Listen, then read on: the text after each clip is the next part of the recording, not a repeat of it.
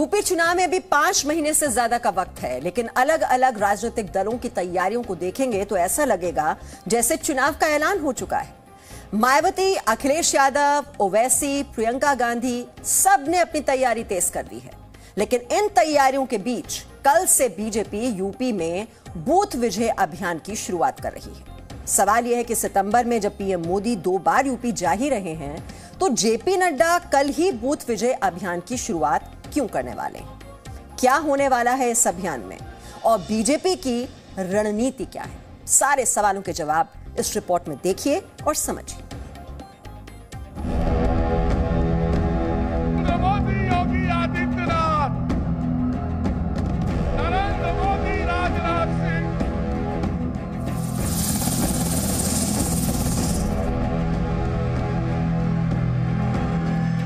बताओ, जिसको काशी ने चुन करके भेजा हो, हमें और आपको कितना भरोसा करना चाहिए उस पर। ये आपकी छवि बन गई है कि आपकी बातों पे कोई भरोसा नहीं कर रहा।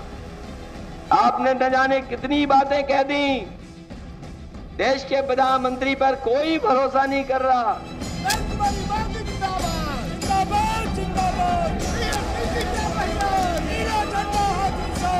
नरेंद्र का मतलब होता है नेगेटिव, दामोदर दास का मतलब होता है दलित और मोदी का मतलब होता है man. He is negative Dalit man.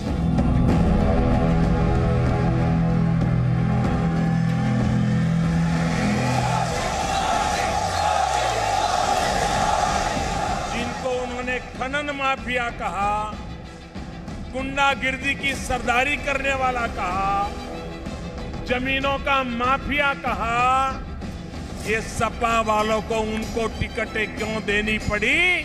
इस चुनाव में ऐसे लोगों को टिकट देने के लिए क्यों मजबूर? ये तस्वीर पुरानी है, ये बयान पुराने हैं, इकट्ठे नहीं आए हैं, ये इसलिए ये रैलियां भी पुरानी हैं।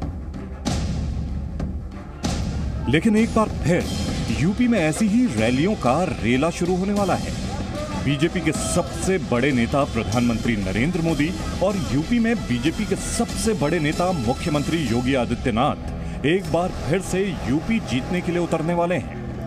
ये प्लान तैयार हो रहा है, लेकिन उससे पहले बीजेपी ने कार्यकर्ताओं में जोश भरने के लिए उन्हें जनता के बीच भेजने का ऐलान कर दिया है। 11 सितंबर से बीजेपी उत्तर प्रदेश विजय अभियान की शुरुआत कर रही है।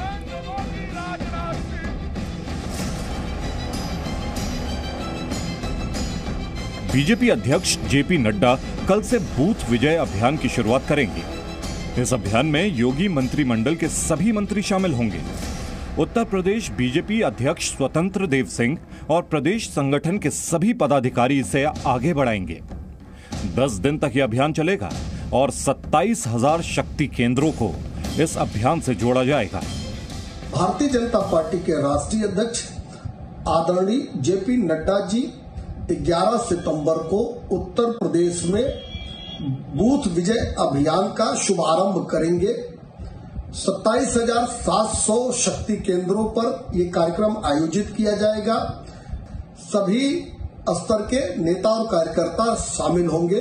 ये अभियान 10 दिनों तक चलेगा। वैसे तो उत्तर प्रदेश में विधानसभा चुनाव होने में अभी लगभग 6 महीने का समय है, लेकिन बीजेपी ने सत्ता में वापसी की रणनीति बना ली है। बीजेपी अध्यक्ष जेपी नड्डा 11 सितंबर को बूथ विजय अभियान की शुरुआत करेंगे, जिसमें मुख्यमंत्री योगी सहित प्रदेश के तमाम बड़े नेता मौजूद रहेंगे। और जैसा कि प्रधानमंत्री नरेंद्र मोदी बीजेपी कार्यकर्ताओं को हमेशा कहते हैं कि बूथ पर अगर मजबूत होंगे तो विजय सुनिश्चित है, और इसी ध्येय के जरिए पार्टी रणनीति बना ली है अपनी विरोधियों को मात देने की। दरअसल सिर्फ सितंबर में प्रधानमंत्री नरेंद्र मोदी 2 बार यूपी का दौरा करने वाले हैं। पहले वो अलीगढ़ जाएंगे और फिर लखनऊ। आने वाले दिनों में यूपी में बड़े पैमाने पर शिलान्यास और उद्घाटन का भी कार्यक्रम है। अगले कुछ दिनों में पूर्वांचल एक्सप्रेस वे का उद्घाटन हो सकता है। जेवर एयरपोर्ट के शिलान्यास में पीएम मोदी शामिल हो सकते हैं। अक्टूबर में बुंदेलखंड एक्सप्रेसवे का उद्घाटन कर सकते हैं। नवंबर में गंगा एक्सप्रेसवे का शिलान्यास कर सकते हैं। दिसंबर में काशी विश्वनाथ कॉरिडोर का उद्घाटन कर सकते हैं। एक ओर बीजेपी यूपी विजय अभियान शुरू कर रही है, तो दूसरी ओर लोगों को कोरोना से सावधान करने के लिए पूरे देश में 7 लाख कोरोना वॉरियर्स को गांवों में भेजने का फैसला लिया है। फेज 3 के दृष्टि से कभी भी कोरोना का संक्रमण आ सकता है और इस बात को ध्यान में रखते हुए एक जिम्मेदार राजनीतिक संगठन के नाते हम सब लोगों ने तय किया कि हम सब लोग इसके लिए भगवान न करे कि कोई तीसरी वेव भी आए, लेकिन अगर तीसरी वेव आती है तो भारतीय जनता पार्टी का एक एक कार्यकर्ता समाज की सेवा के लिए तल्लीन होकर के तैयार रहे, ये हम सब लोगों ने संकल्प लिया।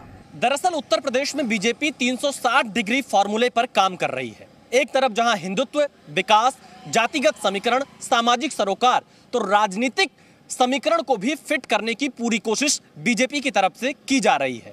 एक तरफ जहां बीजेपी के कार्यकर्ता राजनीतिक कार्यक्रमों में बढ़ चढ़कर हिस्सा ले रहे हैं, तो वहीं कोरोना जैसी महामारी से निपटने के लिए सामाजिक सरोकारों में भी बीजेपी के कार्यकर्ता आगे आ रहे हैं। दिल्ली से रविंद्र कुमार के साथ विशाल पांडे, जी मीडिया, लखनऊ।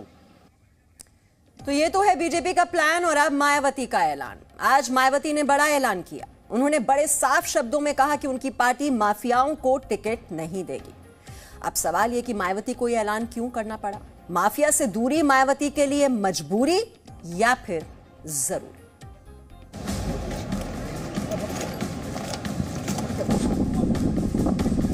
योगी राज में व्हीलचेयर माफियाओं की मजबूरी क्या बनी? बीएसपी प्रमुख मायावती ने तो माफियाओं से दूरी ही बना ली। कभी योगी सरकार पर अल्पसंख्यक विरोधी तो कभी मुस्लिम विरोधी होने का आरोप लगाकर मुख्तार अंसारी का कवच बनने वाली मायावती ने आज 280 शब्दों के ट्वीट मात्र से मुख्तार को माफिया घोषित कर दिया। मायावती ने ट्वीट किया, बीएसपी का आगामी यूपी विधानसभा आम चुनाव में प्रयास होगा कि किसी भी बाहुबली व माफिया आदि को पार्टी से चुनाव न लड़ाया जाए। इसके मद्देनजर ही आजमगढ़ मंडल की मऊ विधानसभा सीट से अब मुख्तार अंसारी का नहीं बल्कि यूपी के बीएसपी स्टेट अध्यक्ष श्री भीम राजभर के नाम को फाइनल किया गया है। हमारा नारा था, चढ़ गुंडों की छाती पर मोहर लगेगी हाथी पर।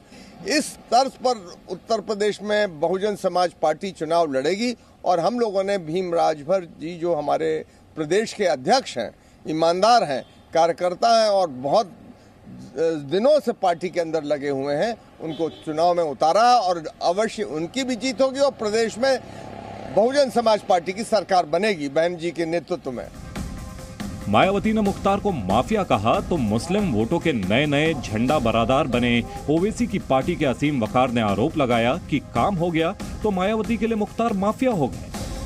मायावती जी कह रही हैं कि मुख्तार अंसारी साहब बहुत बड़े अपराधी हैं, इसलिए उनका टिकट काटा जाए, और काट दिया। आज बुरे वक्त में उनके साथ ये खड़े नहीं हो रहे हैं और उनका टिकट काट रहे हैं और आज उनको अपराधी कह रहे हैं। मैं मायावती जी से पूछ रहा हूं कि क्या पहले मुख्तार अंसारी अपराधी नहीं थे पिछले चुनाव में? मैं सभी पार्टियों से पूछ रहा हूं कि क्या मुख्तार अंसारी और अतीक अहमद को नया नया ज्ञान मिला है इन लोगों को कि वो अपराधी हैं? मायावती के इस ऐलान पर हमला समाजवादी पार्टी, बीजेपी और कांग्रेस ने भी किया और पूछा कि चुनाव करीब हैं, इसलिए ऐसे ऐलान हो रहे हैं। तमाम टिकटों के नाम पर जो सौदेबाजी होती है, उस पैसे से उनका बैंक पुष्पित फलित हो रहा है। तो बैंक तो आज भी उनको है, लेकिन कैडर गायब है। दरअसल पिछले 3 चुनावों में मायावती को उत्तर प्रदेश में सिर्फ झटके ही लगे हैं। ऐसे में मायावती वोटों के समीकरण के साथ साथ साफ सुथरी राजनीति की छवि देना चाहती हैं। लेकिन सवाल यह है कि क्या ये मायावती के लिए जरूरी है या मजबूरी? वो भी तब जब मुख्तार अंसारी के बड़े भाई सिबकतुल्ला अंसारी समाजवादी पार्टी में शामिल हो चुके हों और अतीक अहमद ओवैसी की पतंग उड़ा रहे हों। उत्तर प्रदेश में यह माना जा रहा है कि बीजेपी को हराते हुए समाजवादी पार्टी ही दिखाई दे रही है और ऐसे में यह भी माना जा रहा है कि मुसलमान वोट का एक बड़ा तबका अखिलेश के साथ ही जा सकता है। बीएसपी के टिकट पर 2017 में मऊ से विधायक बने मुख्तार नए माफिया तो नहीं बने, लेकिन मायावती ने एक हफ्ते में दूसरी बार प्रायश्चित जरूर कर लिया है, क्योंकि कुछ दिन पहले ही वो मूर्ति और पार्क नहीं बनाने का ऐलान कर रही थी। दिल्ली के नजदीक नोएडा में और उत्तर प्रदेश की राजधानी लखनऊ में तो जो जरूरी थे वो हमने स्मारक, संग्रहालय, पार्क व मूर्तियां आदि स्थापित की, ये आप लोगों को मालूम है। और जो हमें काम करना था हमने अपनी पिछली चारों रही सरकारों में पूरा कर दिया, उनके मान और सम्मान में। अब हमें कोई नया, फिर से हमें कोई नया स्मारक या पार्क या उनकी मूर्तियां आदि फिर से लगाने की जरूरत नहीं पड़ेगी। जितना मुझे काम करना था मैंने थोक के भाव कर दिया, कई गुना ज्यादा आदर सम्मान देकर उनको कर दिया। दरअसल मऊ से मुख्तार अंसारी का टिकट काटकर मायावती ने एक तीर से दो निशाने साधे हैं। एक तरफ जहां मायावती ने यह संदेश दिया है कि वो अपराध के खिलाफ हैं, तो वहीं दूसरी तरफ राजभर वोटरों को अपने साथ लाने की भी कोशिश है। लेकिन ऐसे में सबसे बड़ा सवाल यही उठता है कि क्या भीम राजभर जैसे नेताओं को विधानसभा का टिकट देकर मायावती पूर्वी यूपी में बीजेपी और समाजवादी पार्टी के मुकाबले में आ पाएंगी? कैमरामैन धीरेन्द्र के साथ विशाल पांडे, जी मीडिया, लखनऊ। तो पिछले चुनावों में जो जबरदस्त नुकसान झेलती रही है मायावती, उसके बाद ये इमेज मेकओवर की कोशिश की जा रही है। और वहीं अखिलेश यादव की साइकिल 2022 में मुख्यमंत्री निवास में कैसे दाखिल होगी, इसके लिए साइकिल को मजबूत किया जा रहा है। साइकिल पर सिर्फ यादव और मुस्लिम ही नहीं बल्कि सभी जातियों को जगह दी जाएगी। समाजवादी पार्टी में इसके लिए बड़ी तैयारी है। विधानसभा चुनावों के लिए समाजवादी पार्टी के साइकिल प्लान पर विशाल पांडे की ये एक्सक्लूसिव रिपोर्ट आप देखिए।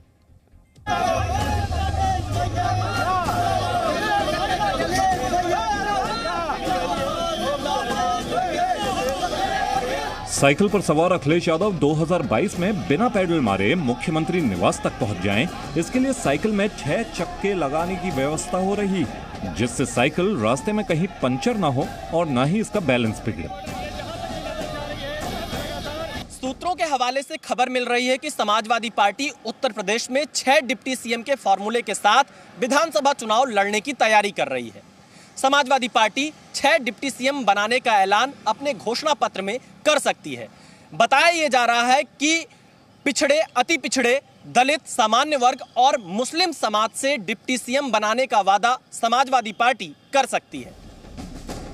सूत्रों के मुताबिक समाजवादी पार्टी 2 ओबीसी, 1 दलित, 1 सामान्य वर्ग, 1 मुस्लिम और 1 अति पिछड़ा समाज से डिप्टी सीएम बनाने का वादा करने की तैयारी में है। सबसे ज्यादा ओबीसी और एमबीसी जातियों के डिप्टी सीएम के फॉर्मूले पर चर्चा हो रही है।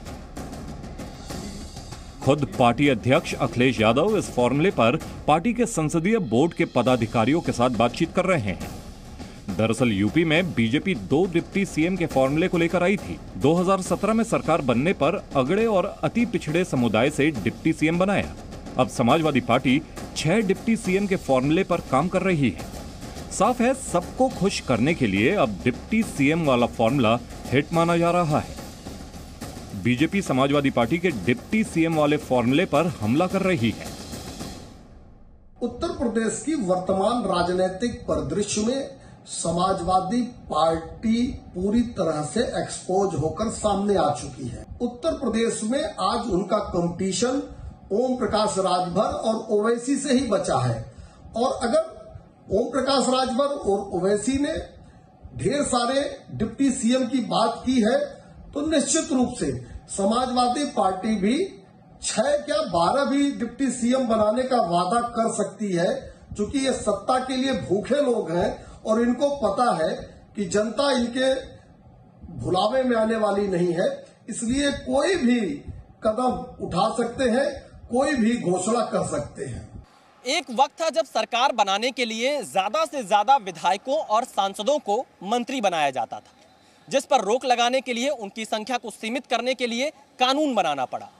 इन दिनों देश में डिप्टी सीएम का प्रचलन भी जोरों पर है। देश में कई राज्यों में बीजेपी ने 2 से 3 डिप्टी सीएम बना रखे हैं।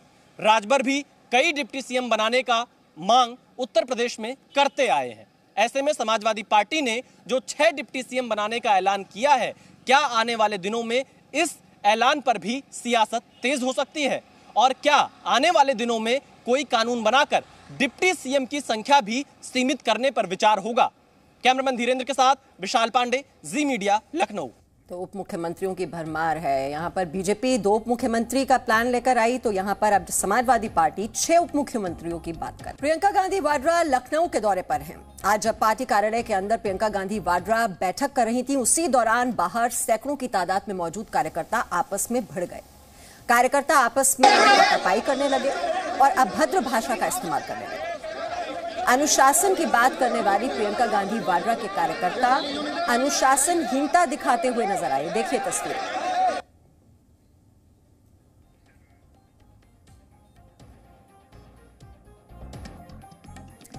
और इस वक्त presenting B News app available on Google Play and App Store. Download it now.